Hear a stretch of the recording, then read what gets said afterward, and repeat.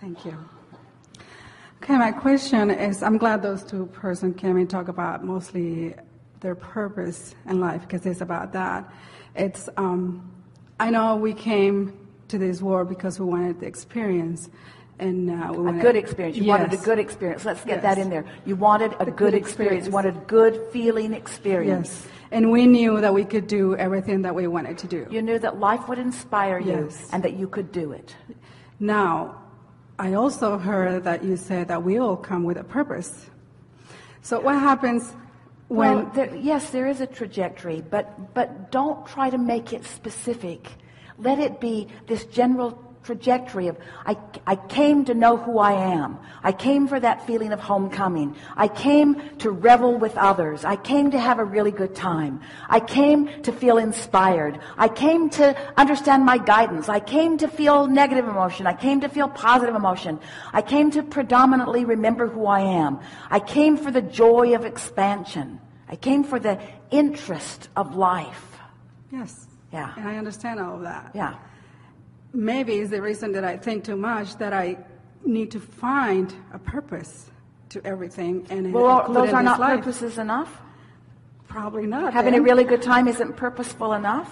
Well, I guess my purpose, what I mean with being joyful purpose, isn't purposeful enough? But probably my point of view on purpose is impacting and helping other people. Yeah, well, that's where it goes screwy every single time.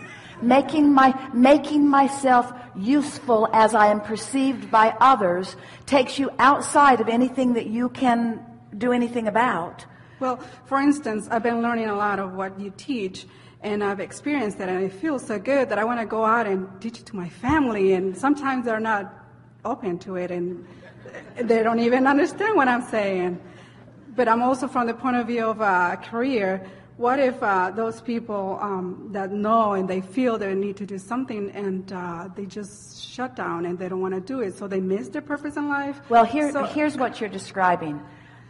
A lot of people take action before they've found the alignment. And then it never goes well. Then it's hard. Then they get discouraged. Then they quit.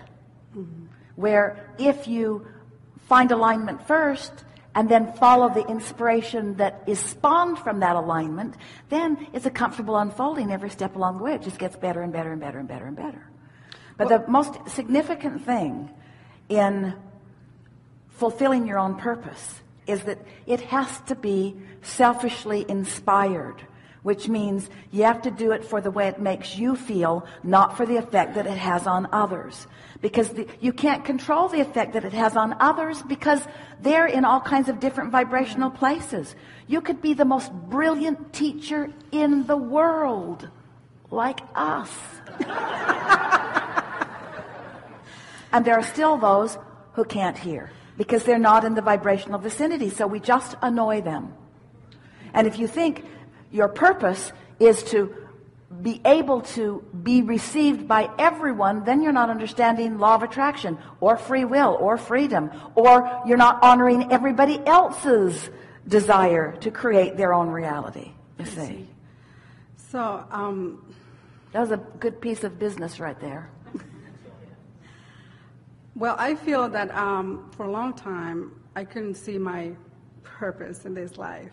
Can't see it, but you can feel it. Well, I couldn't feel it either. But see, we want you to, it's like our friend earlier, we don't want you to explain your liabilities. In other words, if you understand now, then don't talk about a time that you didn't understand. In other words, what you know now, talk from the perspective of what you now know. Don't you know? Didn't you say, I know that I can be or do or have anything that I choose? Don't you know that? Yes. Don't those words feel better? Yes. But then I go back to reality. Like, I know. It's not. They're like an auditory guidance system. Ooh. Well, that didn't feel good to them when you said that. I know, I heard that. It's just that I'm probably thinking too much. Yeah, for sure. For sure. But But you see, you can't slow your thinking down when there's momentum. So what you do is you just look for an easier time to slow it down, and then just start easier. We know, we keep looping back around to this, but as we have a conversation, when you've decided that it's hard, and we know that it isn't, we can't even have a conversation, because we say it's easy and you say it's hard, and we say it's easy and you say it's hard, and we say it's easy and you say it's hard, and then we just run out of time. Yeah. And so we want to say, well, we know these things we know. These things we know about you. We know that you came into this physical experience with a very strong trajectory of purpose. You are a teacher to the very core of your being. You love physical life experience. You love all of the trappings of physical life experience.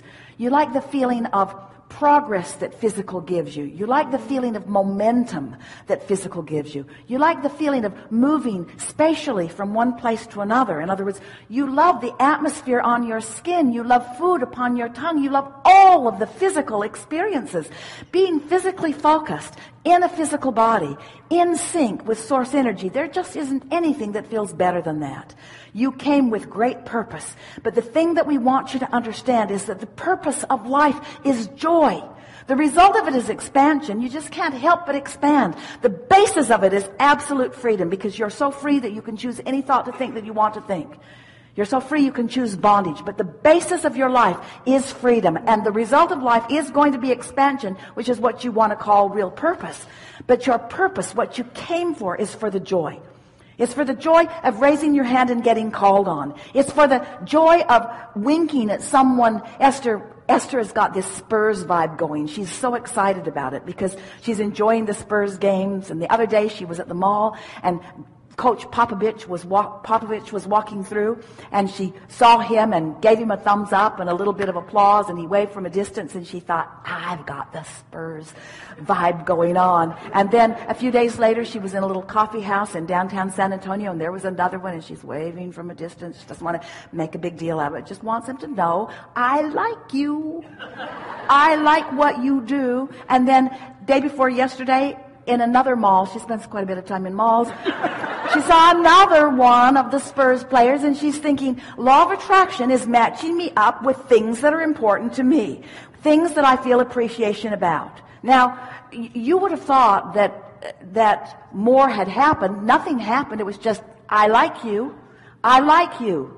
That's all. I like you. But more than that is, the universe brought you up close where I can tell you that I like you.